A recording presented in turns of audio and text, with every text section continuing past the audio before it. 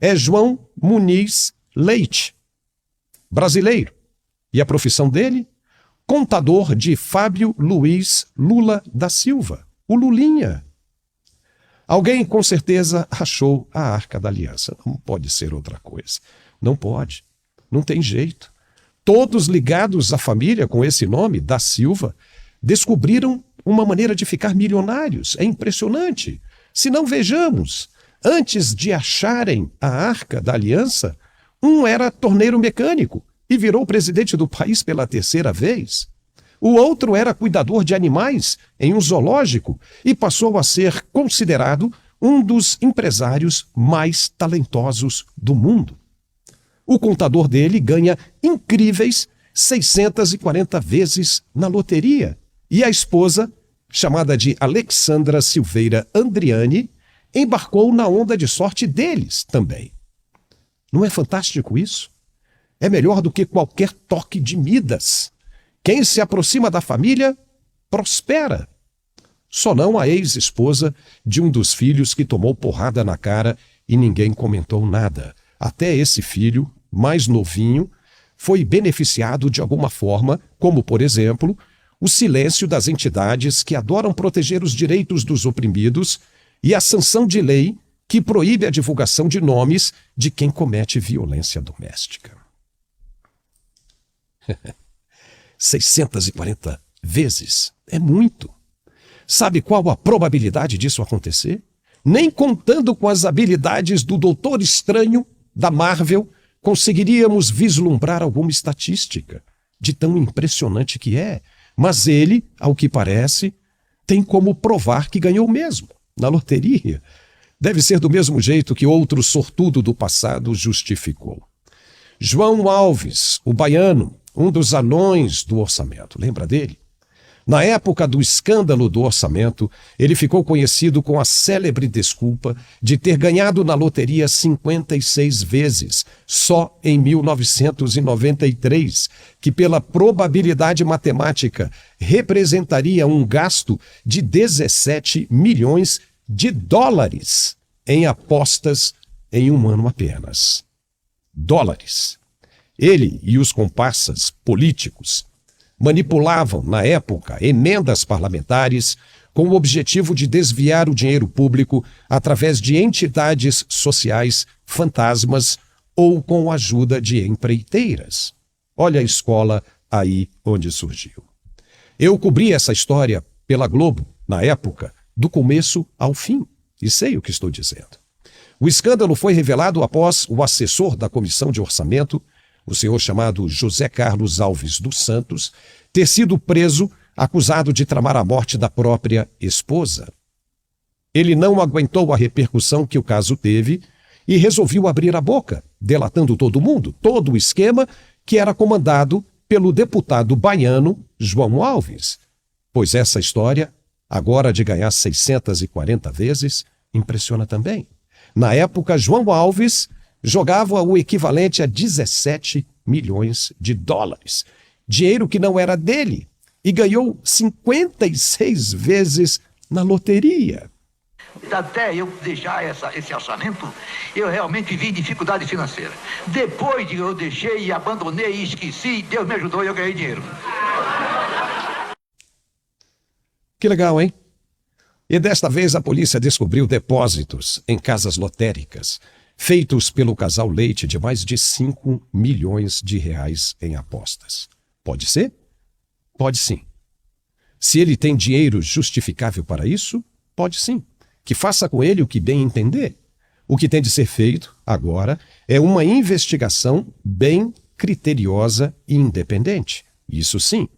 Mas tudo é muito estranho. E se o resultado bater à porta de quem não quer e não pode ser importunado dessa vez? Como é que vai ficar a situação? Esse é o Brasil. O mesmo de ontem, de hoje. E se ninguém fizer absolutamente nada para parar essa sina, esse karma vai ser também o Brasil de amanhã. Agora preste bem atenção no que eu vou dizer. De agora em diante. Aspas. E aqui, presidente, eu me permito observar que os números da atuação da 13ª Vara Federal de Curitiba são muito impressionantes. Foram 179 ações penais, com 553 denunciados. Houve 174 operações em primeira instância, confirmadas em segunda instância. Celebraram-se 209 acordos de colaboração e 17 de acordos de leniência. Foram devolvidos aos cofres públicos 4,3 bilhões de reais que haviam sido desviados, e os valores previstos para serem recuperados com os acordos de leniência das empresas que praticaram delitos atingem 12,7 bilhões de reais. Foi uma operação que revelou um quadro impressionante e assustador de corrupção de norte a sul e de leste a oeste. No Brasil, um quadro de corrupção estrutural, sistêmica e institucionalizada.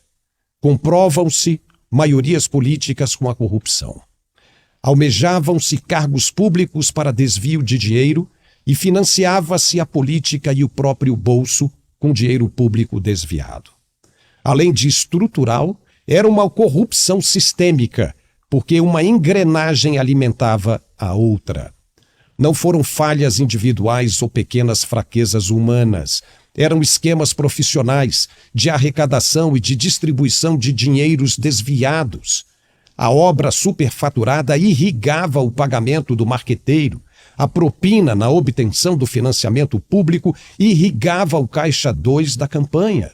Tudo lavado em offshores, não declarados em sucessivas camadas de empresas de fachada para disfarçar a corrupção. O saque do Estado brasileiro e, em última análise, saque do povo brasileiro. Criou-se um mundo paralelo de esperteza e desonestidade que naturalizou as coisas erradas no país. Quem se dispuser a ler o livro da Malu Gaspar, A Organização, verá a fotografia aterradora de um país que se perdeu na história. Está tudo lá. O PT e os seus próceres, o PSDB e os seus próceres, o PP e os seus próceres, o PMDB e os seus próceres com os valores das propinas e, em muitos casos, com os nomes das contas não declaradas em paraísos fiscais. E não se fale, presidente, em criminalização da política. Levar percentuais em contratos públicos, cobrar pedágio em empréstimos públicos ou receber suborno para dar isenção tributária a quem não merecia ser desonerado ou cobrar propina para não convocar empresas e indivíduos para as comissões parlamentar de inquérito. Não é política, é crime mesmo, presidente.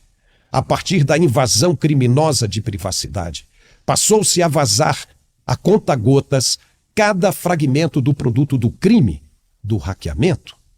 Fecha aspas. Isso não foi dito por nós. Foi por ele aqui.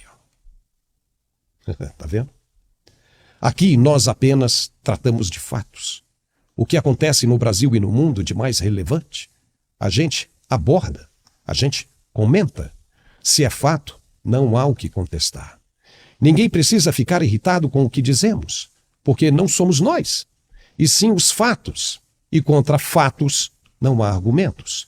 Nós apenas abordamos os assuntos e ajudamos na formação de opiniões. O resto é com você. Só lembrando que o julgamento foi anulado por um erro de CEP. Se contestou também o comportamento do juiz de primeira instância e dos promotores da Lava Jato. Mas ninguém nunca contestou a veracidade das provas. Elas confirmaram o que de fato aconteceu. Ninguém foi inocentado. E esse